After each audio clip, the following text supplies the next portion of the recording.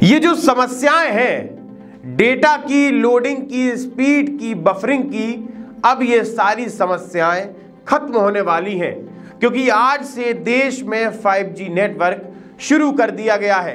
प्रधानमंत्री नरेंद्र मोदी ने देश के 13 शहरों में 5G नेटवर्क की शुरुआत कर दी है।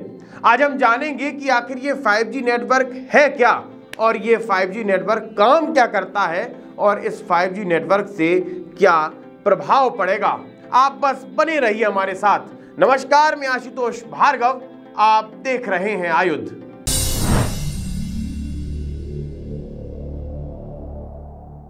देश के प्रधानमंत्री नरेंद्र मोदी ने आज दिल्ली के प्रगति मैदान में इंडिया मोबाइल कांग्रेस का उद्घाटन किया। इसी के साथ ही देश में आज से 5G नेटवर्क की शुरुआत भी की।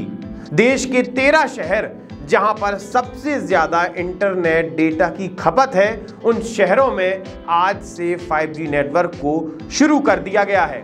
ये शहर हैं मुंबई, दिल्ली, अहमदाबाद, बेंगलुरु, चंडीगढ़, चेन्नई, गुड़गांव, गांधीनगर, हैदराबाद, कोलकाता, जामनगर, लखनऊ। अगर अलग अलग देशों की बात की जाए तो मलेशिया ऐसा देश है जहां पर 5G की स्पीड सबसे ज्यादा है। भारत में भी धीरे धीरे अलग अलग शहरों में 5G की स्पीड जाएगी, जिसके बाद भारत में भी इंटरनेट की स्पीड अपने आप बढ़ जाएगी।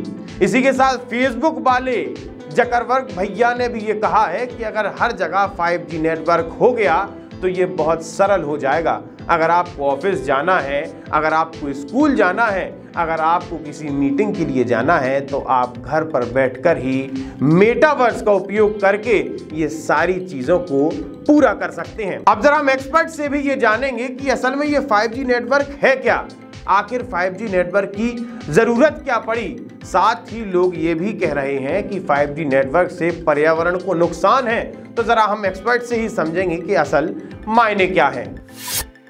जी बिल्कुल, आज देश के प्रधानमंत्री मोदी जी ने 5G मोबाइल सर्विस की शुरुआत की है। तो हम 5G को जानते हैं, 5G है क्या।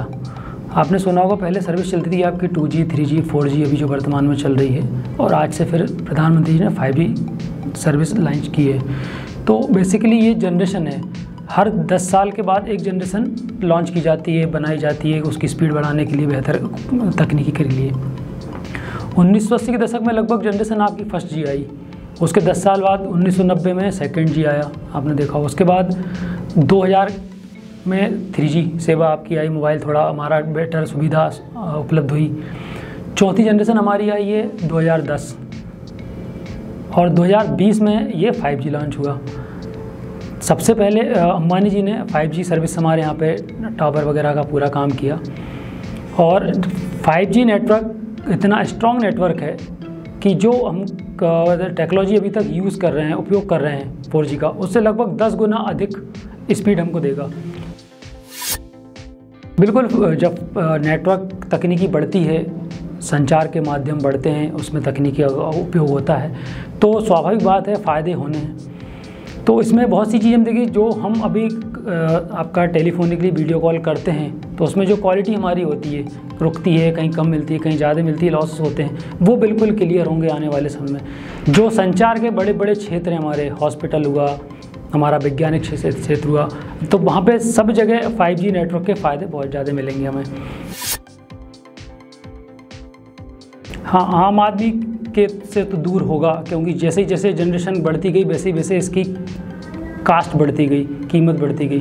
तो हर एक व्यक्ति के पास आज हम यदि देखे जाएँ तो ग्रामीण क्षेत्रों में अभी भी 4G नेटवर्क प्रॉपर सही तरीके से वर्क नहीं करता है। तो 5G को लेके कहीं ना कहीं वहाँ संशय की उत्पत्ति होगी कि ग्रामीण क्षेत्रों में या आम आदमी की, आम जो हमारी जनता है, उस तक ये सर्विस कैसे पहुँचाई जाए। एक बहुत बड़ा हमारे पास बहुत बड़ा ड्रॉ पॉइंट रहेगा इस चीज़ का कि अभी 4G सर्विस बहुत से ऐसे ग्रामीण क्षेत्र जहाँ पे 4G सर्विस अभी प्रॉपर नहीं पहुँची है, वहाँ 5G को लेके जाना।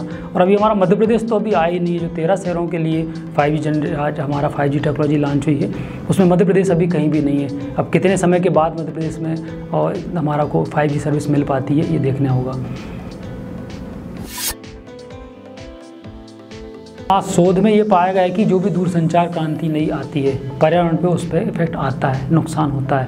4G जनरेशन जब आया था उस समय एक तो फिर जनरेशन क्या होती है, हमारी दूरसंचार जो माध्यम होता है एक संचार तकनीक होती है आपकी, रेडियो फ्रिक्वेंसी जिसको हम बोलते हैं, उस पर कार्य करती है, दिखती नहीं है, तरंगे जो होती है वो दिखती नहीं है। ये अंदरूनी हमारे जो शरीर किसी भी मनुष्य का हो या किसी जानवर का, जंतु का, पक्षी का हो, उस पर अंदरूनी तरीके से घात करती है जनरेशन, क्यों रेडियो फ्रिक्वेंसी टावर से आपकी निकलती हैं और हमें दिखती नहीं है। तो इनका पहले भी जब 3G के बाद 4G जनरेशन आया उस समय भी ये थोड़ा विवादों में रहा है, और जब 5G जनरेशन आया तब भी अभी भी ये विवादों में रहा है, क्योंकि जो दूरसंचार की तकनीक होती है, रेडियो फ्रिक्वेंसी होती है, वो कहीं ना कहीं मनुष्य के लिए और हर प्राणी के लिए ये घातक होती है, कहीं ना कहीं उसका साइड इफेक्ट होता है।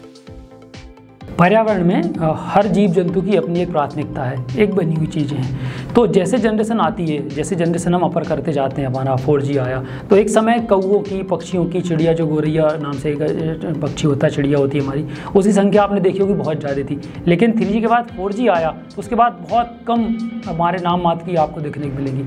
ऐसे साइड इफेक्ट हुआ कौओं के ऊपर, जितने भी कौए थे 4th जनरेशन जब हमारी आई यहाँ पे 2010 में, उसके बाद कौओं की जो हमारे को दिखने की संख्या कम हो गई। तो उसका रीज़न क्या रहा, क्या समझे उस चीज़ को, कि जब रेडियो तरंगें जो जाती हैं तो कहीं ना कहीं अंदरूनी जो हमारे पार्ट होते हैं इससे तो उनको कहीं ना कहीं क्षति पहुंचाती हैं। तरंगें होती हैं, वेव तरंगें होती हैं। तो ऐसे ही ये जंतु और प्राणी और पक्षी के साथ में मानव के ऊपर भी दुष्परिणाम कहीं ना कहीं इसका रहेगा। अभी हम देखें यदि इसका दुष्परिणाम मानव के लिए, तो या तो हमारा जो साइलेंट अटैक होता है ये है, सर दर्द की समस्या है, चिड़चिड़ापन होना, ये बहुत सी ऐसी गंभीर बीमारियां हो सकती हैं। इसके ऊपर शोध होना बाकी है, कार्य होना बाकी है, लेकिन कुछ शोधकर्ताओं ने ये चीज़ बता चुके हैं कि रेडियो तरंगें जो होती हैं वो मनुष्य के लिए भी उतनी हानिकारक हैं जितनी नॉर्मल एक जीव जंतु या पक्षी के लिए हानिकारक होती हैं।